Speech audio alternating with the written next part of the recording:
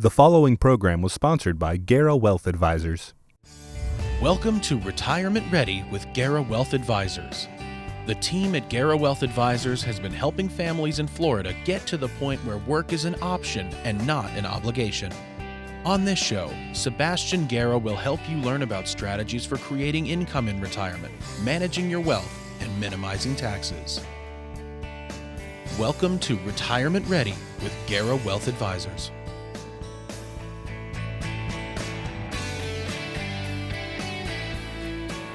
Welcome to Retirement Ready with Guerra Wealth Advisors. I'm Kelli Dame. Joining me, Sebastian Guerra, President and Partner of Guerra Wealth Advisors, and Jimmy Cardentey, Senior Wealth Advisor. Now, no one likes a construction zone. They block your way, force you to change your route, and sometimes make you want to pull your hair out. It's bad enough on your morning commute. It is even worse when it comes to your retirement. Today, Sebastian and Jimmy help point out some of the biggest detours that could stall your retirement. And later, ways to navigate your retirement journey. Plus, in the Guerra Freedom Minute, Sebastian shows you some common signs that it may be time for a new advisor in retirement. Sebastian and Jimmy, hello and welcome. Great to have you both with us. Thank you, Kelli. Glad to be back. We're talking about construction. I know all of us in Miami can relate. In South Florida, there is nothing more frustrating than idling in that traffic, especially here. It seems like it is year-round, does not stop. And that is not something that you want for your retirement, for it to be never ending if you don't have a good handle on the savings and a well thought out retirement plan. So today I want to find out from you, how do we know if we're actually ready to retire? So is there a way that we can say, okay, I have saved enough, this feels good? Right. So I think the first thing that we all have to start thinking about is something called the freedom number. And it's a challenge that a lot of people have never really thought about, but it's what's the dollar amount that you need before you actually pull the trigger and officially retire. I think for some people, it might be $100,000. For some people, it might be $500,000. For some people, it might be $1 million. And even some people might need $5 million to retire. But it really boils down to what are the necessities that you have the day that you stop working. And so you want to start asking yourself questions like, hey, what's your lifestyle that you're going to need the day that you stop working? Is it $5,000 a month? Is it $10,000 a month? Is it $20,000 a month? Then from that number, what you want to do is you now want to subtract anything that you know that is coming in that's guaranteed, such as maybe Social Security or pensions or maybe some sort of rental income if you have rental properties.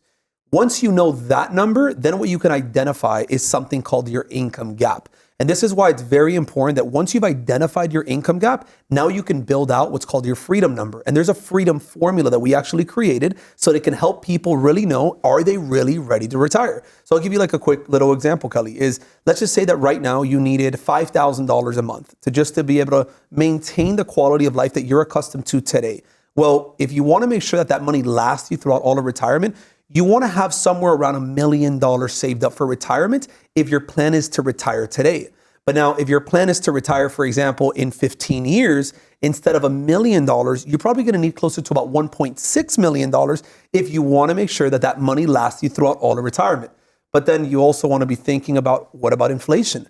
So if I know that I need, for example, $10,000 today, in 10 years, I might need about $15,000. So now that means that if I'm planning on retiring in 10 years, I might need closer to about $2.7 million.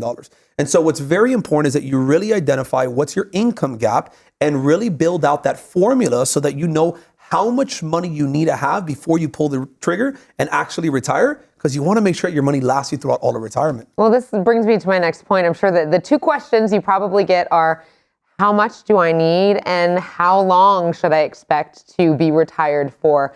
Is there a magic number that you tell people, or how do you get to that? Right. So first decide on when are you planning on retiring, right? Is it going to be in 3 years, 5 years, in 10 years? Let's just say that it's 65 years old. That's what we normally see. Most people, their plan is to retire right around age 65. Now, once you know that number, now the next question is, well, tell me a little bit about your family history, right? Your mom, your dad, at what age did they pass away? Are they still alive? Are they healthier than you, or are you healthier than them?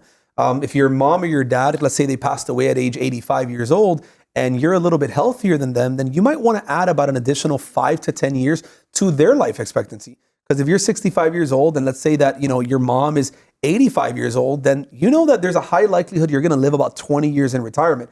But if you're healthier than them, you might want to add an additional 5 or 10 years. which means that your retirement might not just be 20 years. It can probably be 30 or 35 years. So you want to make sure that you ask yourself this question, because you don't want to retire and think you're perfectly fine because maybe you have enough money in your eyes, but then it turns out you live too long and then you end up running out of money. There are a lot of variables, right? But it's good to know you can take this side street, you've got options. But Jimmy, we've been talking today about the construction zones and those detours and things that can halt you in your tracks, so to speak. What are some of those common detours that we could think about in retirement? Yeah, detours are not fun. No. Especially when you're driving to Orlando with your children and you get a lot of that. And then you're going to head to Disney after that, which is going to be a whole other thing, right? Absolutely. Detours in retirement is something that we like to proactively look at. And we like to say that there are 5 major risks when it comes to your future and your retirement. The first one being market, right? We're not really sure. We don't have a crystal ball of what the market's going to be like.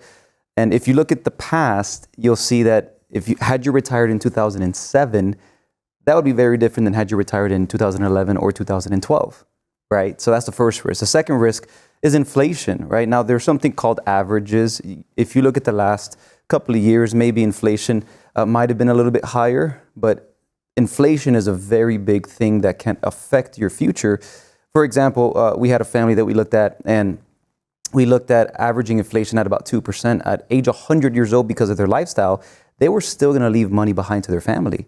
Now, if you just adjust that inflation from 2% to 4%, the money would actually run out 12 years earlier.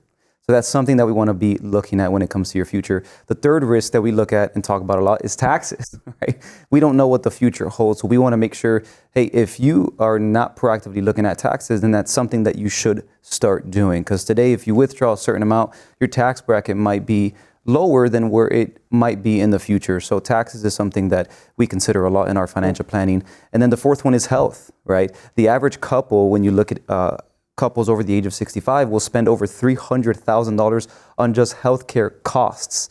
Now, when you look at long-term care, that expense could be more than $1 million. And the last one is longevity. So just like Sebastian said, living a long life sounds like a good thing, but it could be a horrible thing if you don't have enough money saved for retirement. Jimmy, you mentioned that road trip. Now imagine doing it without a map and the kids screaming in the back. Coming up, Sebastian and Jimmy help you understand some of the best ways to reach your retirement destination. We'll be right back.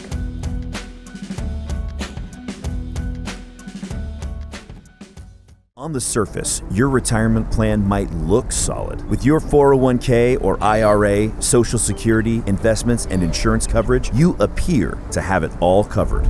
But what could you be missing?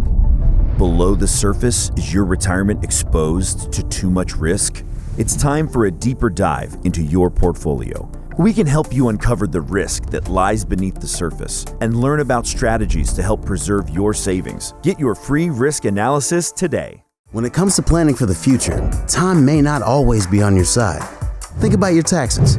Tax rates are historically low right now, but they'll likely be higher in the future. With the right planning and strategy, you might be able to cut your tax bill in the years to come. But don't wait until it's too late to take advantage of today's lower tax rates. Let us be your partner in planning for tomorrow so you can enjoy your retirement today.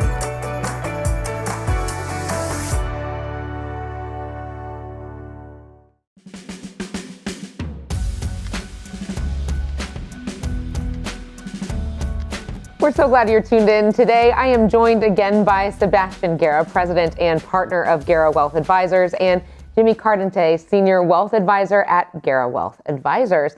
So if you are planning a road trip, gentlemen, and you first decide, obviously, where you want to go. Second, maybe you stop, you check your map, your GPS, your atlas, if you still have one of those.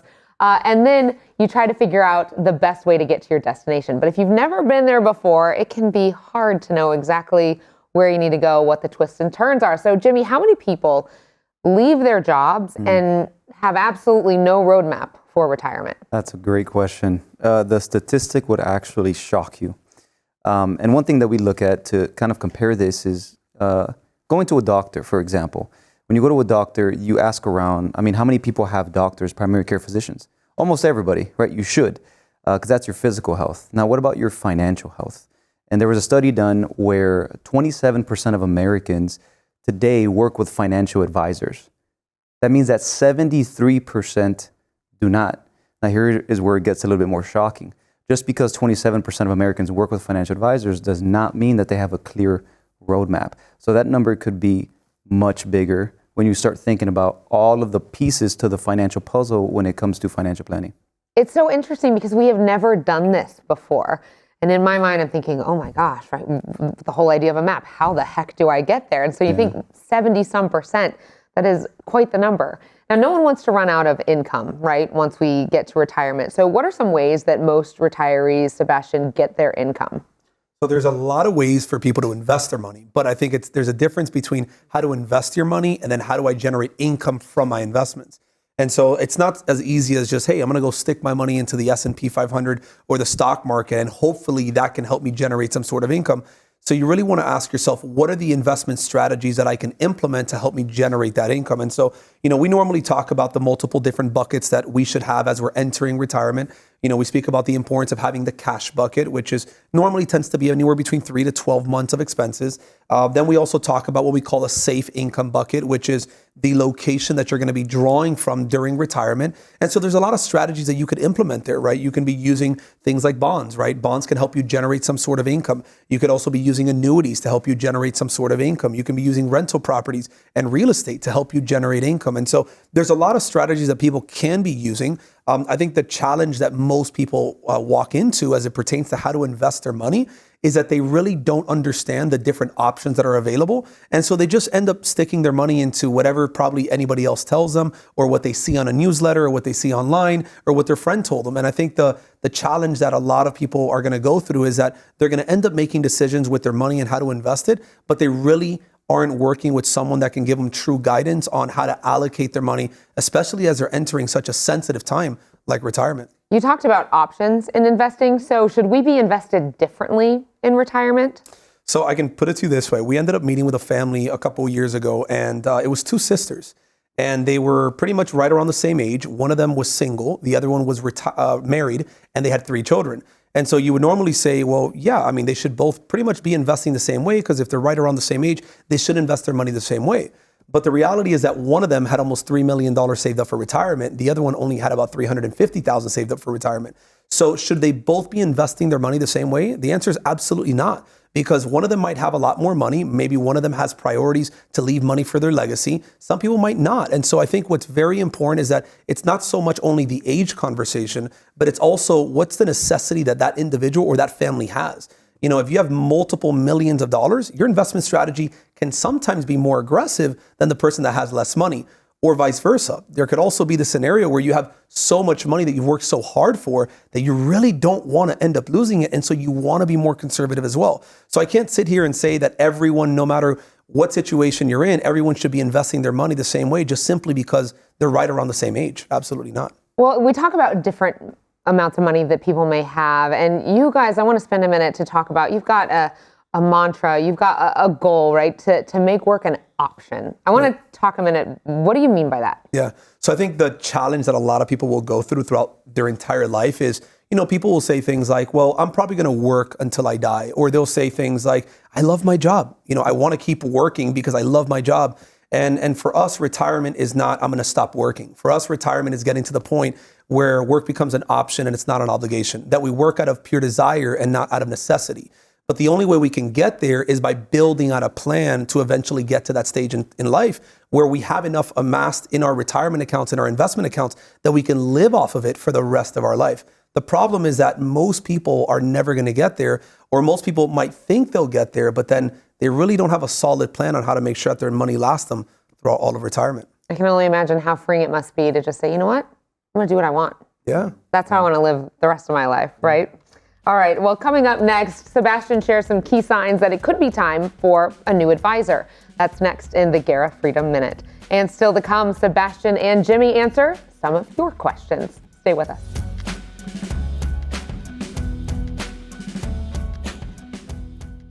Planning for retirement can be complicated. Helping create income that lasts, making sure your health care is covered, investing while managing risk, and don't forget about taxes. If you're overwhelmed, you're not alone. The good news is we have what you need to give you confidence to start planning for your ideal retirement, all in one convenient resource. You'll get answers to some of your biggest retirement questions in this easy-to-understand, practical resource. And best of all, there's no cost to you. Take the first step toward a confident retirement and get yours today.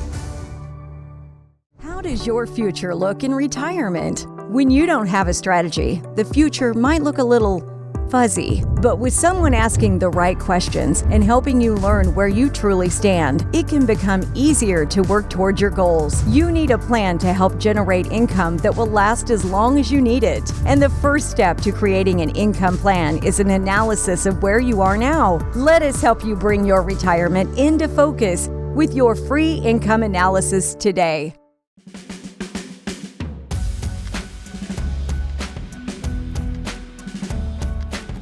In today's Guerra Freedom Minute, Sebastian talks about some signs to be on the lookout for with your current advisor.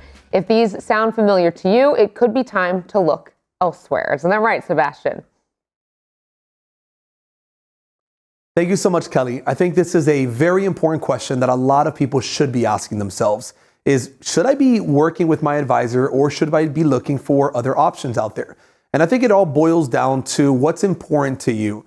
You see, at our firm, I think one of the biggest reasons why we've grown so much over the years is because our biggest priority is focusing with families in 5 specific areas. Is number 1, making sure that they have a written out retirement income plan. Meaning, when are you planning on retiring? Do you have enough money to retire?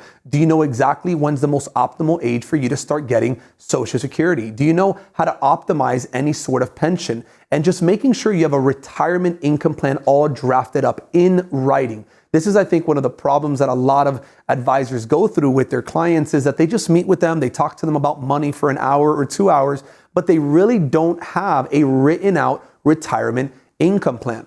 The second challenge that we see with a lot of people, which is one of the priorities that we have, is we want to make sure that there's an investment strategy in place, that you know exactly how your money is going to be allocated based on the goals and the missions that you're trying to accomplish. Meaning having a 401k or a retirement account at your job is sometimes it's not enough. You want to make sure that you have a strategy in place on how your investments are to be allocated. And this is why we talk about the 5 investment buckets. You see, the 5 investment buckets are very important because we first need to understand how much money we want to have inside bucket number 1, which is called cash. Because normally that should be made up of primarily your emergency fund or any big expenses that are coming up. Then the other part is your safe bucket. How much money should be in there? And so normally what you want to have is you want to have enough money in there that can help you generate the income that you're going to need during retirement. That's probably going to complete all of your expenses that you're going to need. Then you have the third bucket, which is called your growth bucket. This is where you tend to be a little bit more aggressive, and it's okay because you know that money, you're not going to need it right now in the next 2, 3, or 4, or 5 years. You know this is money that is going to be used for long-term in the future. Then you have what's called the fourth bucket, which is called healthcare, right? What happens when you retire? Well, normally you're going to live throughout retirement for 10, 15, 20, 25 years, but eventually we're going to get to the stage in our life where we're going to need some sort of massive healthcare need. And now the question is, how are we going to cover those costs? So you want to make sure that when you're mapping out your plan, you're factoring that in as well. And then the fifth element is, what about your estate plan? What's the legacy that you're going to leave behind? Do you want to leave $100,000 or $1 million or $3 million to your children? What does the legacy look like? So when you're mapping out this area of wealth management, it's not just enough just building out retirement. It's not just enough having an investment strategy. It's also, how are you going to minimize taxes throughout retirement? So we have an entire tax minimization team that their entire job is just to minimize taxes for families that are entering retirement. And there's hundreds of strategies that people that are entering retirement can implement. And the challenge is that most advisors are not talking to their clients about minimizing taxes. They're only talking about how to optimize their investments. Then you want to make sure you have an asset protection plan in place. What happens if very bad things happen in your life? And the fifth element is, what does your estate plan look like? So we have an entire estate planning team that their entire job is to make sure that what you want to happen with your money will happen, even if you're not here to see it happen. So as you can tell, this isn't just about investing and retirement. This is making sure that you have an entire plan in place that encompasses all of the areas. And so when you're working with your advisor, you want to make sure that they are taking the entire control of all of these areas to help you accomplish your goals and your mission. Back to you, Kelly. And still to come, we'll hear directly from you in our Q&A section. Retirement Ready with Guerra Wealth Advisors continues right after this. Stay with us. When it comes to planning for the future, time may not always be on your side. Think about your taxes. Tax rates are historically low right now, but they'll likely be higher in the future. With the right planning and strategy, you might be able to cut your tax bill in the years to come. But don't wait until it's too late to take advantage of today's lower tax rates. Let us be your partner in planning for tomorrow so you can enjoy your retirement today.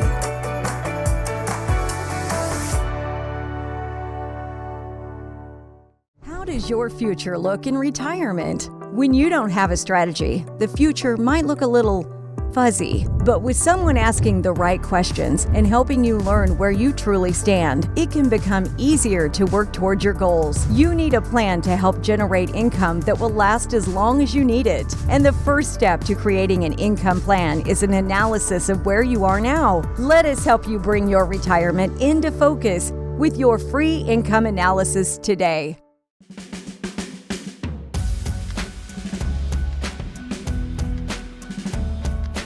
Now it is time to get to some of the questions you have for Sebastian and Jimmy today. You guys ready to get started? So ready. Let's see how this goes. We have some good ones. So this first one is from Isabella in Pinecrest. I'm being forced into an early retirement at the age of 57 from my job with the state. I'll have my pension, but that won't be enough to live on. Do I need to find another job since I'm too young for Social Security and too young to withdraw from my 401k? So the first thing is what we've always been talking about, which is something called the freedom number. And you want to make sure, Isabella, that you know what your freedom number is. You know, is it 500,000? Is it $1 million? Is it 3 million? So you want to make sure that you have that first question answered. Once you know that, now the next question is, well, if all of your money is in your 401k, do you have access to the money if you're only 57 years old? And the answer is it all depends. If you're just leaving your job at 56 or 57 years old, you normally do have access to the money in your 401k, even though you haven't hit still yet the age of 59 and a half. But do you want to go and grab all of your money out of your 401k, move it all to, for example, a traditional IRA? Well, a lot of people want to go and do that because traditional IRAs normally offer more flexibility. You normally have better investment choices. You have a lot more options. But the problem is that if you move all of your money from your 401k into a traditional IRA, it's pretty much locked up until 59 and a half years of age. So what you normally will want to do, Isabella, is that you'll want to leave a little bit of money inside your 401k from 57 until about 59 and a half so they can carry you through all the way up until that age. And that way you're not worried about where you're going to pay your bills from 57 to 59 and a half. By the way, we talked about that freedom number earlier in the show and all of the factors that go into that equation. And you certainly can have a conversation with Guerra Wealth Advisors as well to figure out what that is for you. Well, our next question is from George in Miami. My wife and I spent a good portion of our 50s caring for our elderly parents. We were happy to do it, but it was emotionally and physically draining. We don't want to be a burden to our own children. How can you help with that? That's a great question. We deal with that a lot. And there's really 4 options when it comes to helping this area of your financial plan. First one is maybe you're self-insured, right? And it's looking at your assets and seeing, is there enough for me to live on? But is there also enough to cover a medical emergency? The second option is a long-term care policy. Now, this might be something where you pay for the medical expenses and then you get reimbursed, right? Then there's what's called a health savings account, something that we spoke about, which offers deductions on the contributions, but the growth is tax-free as long as you use it for medical expenses. And then the very last one is actually one dear to me, but it's a hybrid policy. So it's a life insurance policy with benefits that allow you to use the insurance while you're alive. We actually did this for my mother-in-law. My mother-in-law is looking at retiring, and my wife and I had a conversation about that. And the retirement for her looks like coming and helping my wife with our children. And we had a conversation and said, hey, look, if you want to do that, there's one thing that has to happen. We we have to get a life insurance policy on you. Now, her first impression was not good. But after talking about the risk of long-term care throughout her retirement, we saw the benefit of getting an insurance policy on her so that the cost of that big medical emergency was covered. There's a big benefit to laying things all out on the table, having that conversation to come to a resolution. Well, our next question is from Chris in Kendall. I bought several rental properties because I thought it would be a good way to generate retirement income. The cash flow has been decent, but the demands on my time are getting overwhelming. I feel like I can't enjoy my retirement. I want to stop being a landlord. What can I do? So, Chris, I think the first thing that I've noticed, especially here at our firm, is that we've noticed that the majority of people that end up meeting with us, they tend to love real estate, right? They love the fact that real estate in South Florida has appreciated in value tremendously over the years. And they love that idea. But then when you start breaking down all of the expenses that it actually costs us to maintain a property, it can eat up into a large percentage of the rent that you're generating. And sometimes we see some people that are generating $4,000, $5,000, $6,000 a month off of a property, but then out of the $4,000 in rent that they're generating, they're probably only profiting maybe $1,500 or $2,000 a month. So it's a very common thing that a lot of people are dealing with, especially if they have a lot of rental properties. So instead of probably potentially having all of your money in rental properties and dealing with all the broken toilets on the weekends and things like that, you might want to look into other assets, right? Other places that you can potentially generate very similar amount of income, such as things like bonds. You can have a bond portfolio that can also help you generate some sort of income from that as well. And sometimes it can even be generating more than the rental income from a rental property. You might want to look into things like annuities as well. Annuities can also give you a guaranteed stream of income depending on the type of annuity that you generate. Or the other option that you could also look into is something called dividend portfolios. So if you set up a dividend portfolio, that can also help you generate additional income throughout all of retirement. And so it all depends on what you're looking for. Are you looking for some sort of stability and you want to be a little bit more hands off, like a rental property? Is probably not going to give you that. Giovanni in Miami Beach says, I always thought I'd retire in my 70s, but my wife retired last year, and now I see how enjoyable retirement can be. Are you able to show me if I can retire now at 64 and still have an enjoyable retirement? Yeah, it's exactly what we've been talking about, this freedom formula and this freedom number. I know freedom is kind of our topic here, but that's what we're all shooting for. And Giovanni, I think the first thing that we have to ask you is, where are you on track with your freedom number, right? An example is, let's say that today you need $10,000 a month to maintain the lifestyle that you have become accustomed to. Not the amount that you need to survive, but rather the lifestyle that you have become accustomed to. And if you need $10,000 a month, the question is, where are you going to get that income without working? Maybe you get $3,000 from Social Security, and that means that you have something called the gap, that gap being $7,000 a month. So if you grab that number and you do the formula, the freedom formula, it turns out you need roughly around $1.3 million saved up so that this money can last you the rest of your life. And here's the question. Where are you? Are you close? Are you not? And that would be able to help you with that question. All right. Well, thank you. Great conversation, gentlemen. Appreciate the insights. If you want to know ways to generate lifetime income, help reduce your tax bill, and maintain your lifestyle in retirement, reach out now to start planning for your ideal retirement. For Sebastian Guerra and Jimmy Cardentey of Guerra Wealth Advisors, I'm Kelli Dame. Have a great day and an even better retirement.